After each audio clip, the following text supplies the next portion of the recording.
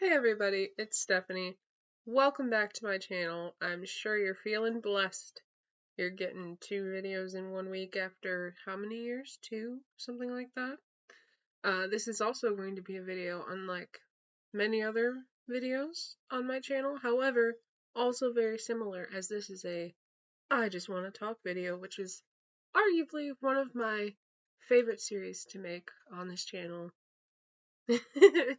Um, so this one's going to be a little bit different. It's going to be based off of an album that I feel in my bones that I just need to talk about. A lot of you know that I'm very interested in music, so it's not much of a surprise. But anyway, so I'm going to go ahead and talk about my favorite album that I've heard this year, which it's from 2023. It's called Music to Your Ears by Danny VanZandt. And the way that I would describe Danny VanZandt's music is indie folk rock with a touch of humor and absolute realness. Um, so what I mean by that is that his music is very much unique in its lyrics and how it's portrayed and the message that it has, but it still gives a classic feel to the rock and roll that we know from the past. So I'm going to rapid fire about a few of these songs that have really spoken to me over the last year that I've listened to this album and kind of break out some of the political context that I have seen in this music and why it speaks to me, and hopefully it will speak to all of you. So I'm not doing this with really any notes. I'm just checking out. I'm just checking out my Spotify for the list of names, which I just lost, but that is totally fine. We could just there we go. We can just go ahead and pull that back up. But yeah, all I have is just the notes of the songs that are on the album, so if I freeze up, I can think about what it is that I'm talking about. So there's a few songs in particular that I would like to speak upon. So one in particular that I would like to speak upon first is my favorite from the album, which is Night at the Rock and Roll History Museum. And the reason why I love this song is because it does play into that humor, humor for the sake of humor aspect, in the sense of, and if you listen to the lyrics, I really wish that I could play these songs so that you could understand more in depth of what I'm talking about, but I'm going to try and link it down below, whatever. But something that's really special about this song is that it's mainly talking about how the concept of rock and roll has gone so far astray from what was based on tradition.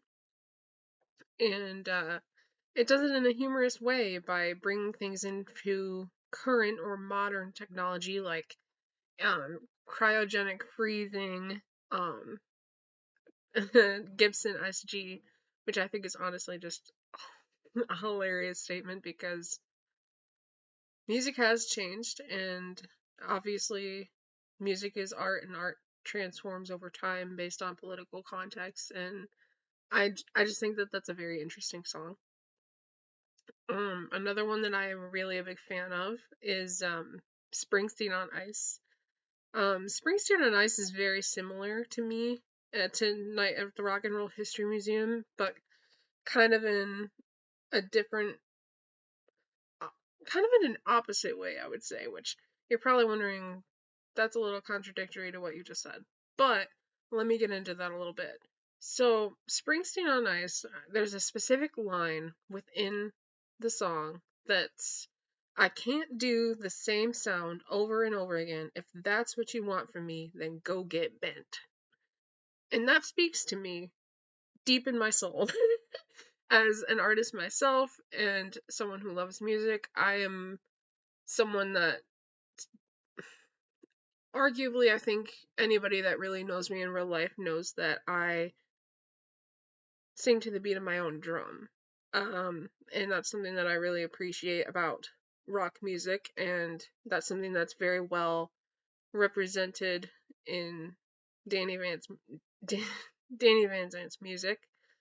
And I think incorporating like Springsteen into a song in modern age and everything, it's just a very goofy way of putting it, and it's something that is really appreciated.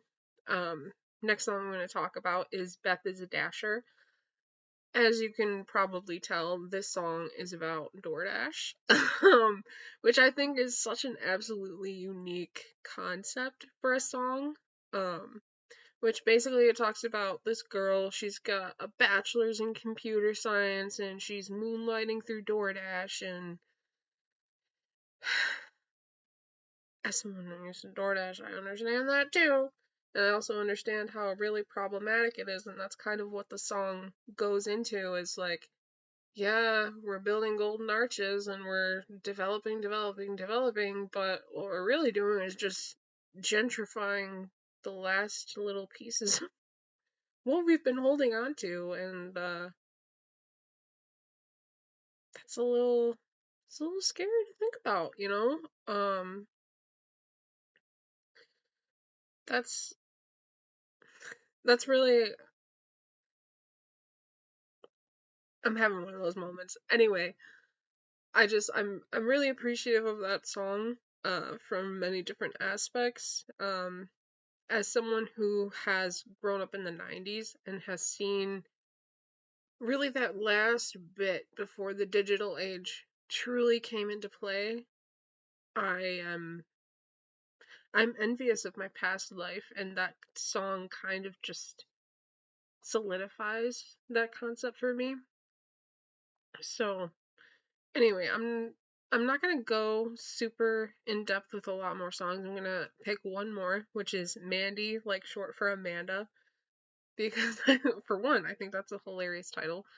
But I really like that song because it brings so, and I don't even know that this is necessarily a political context, but when I hear that song, I have picked up on these like brand names and like just like names in general, like Lance, definitely an asshole name. Um, uh, see you going with that asshole Lance. Fuck that guy in his prep school prance. Vineyard Vines, what kind of wise bullshit is that?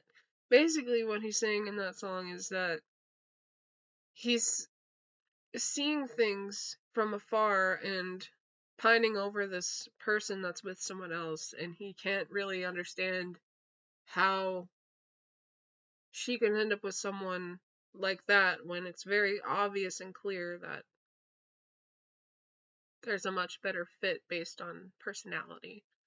And I think that that's a very common scenario of like growing up and coming into age, and I think that there's something really beautiful about that song, but also humorous, because as I've gone on throughout my life, when I first heard that song and I heard Vineyard Vines, I was like, what's Vineyard Vines? I've never heard of Vineyard Vines. Ever since I heard that song, I have found so much Vineyard Vines stuff, and every time I hear or see it, I think about Danny VanZandt's music, and I think that's really cool. Anyway, I'm not gonna go through much more because this is already a 9-minute video. I'm trying to keep it a little bit short and sweet. But anyway, I hope you guys check out this album because I think it's really cool. And also, I think that if you're looking for even a more different vibe or a different feel, I would check out one of his other albums, which is Simple Pleasures, which came out in 2025, which has some great tracks on it like Simple Pleasures and Heirlooms. So, I don't know. Check it out. Hope you guys have a great day. Thanks. Bye.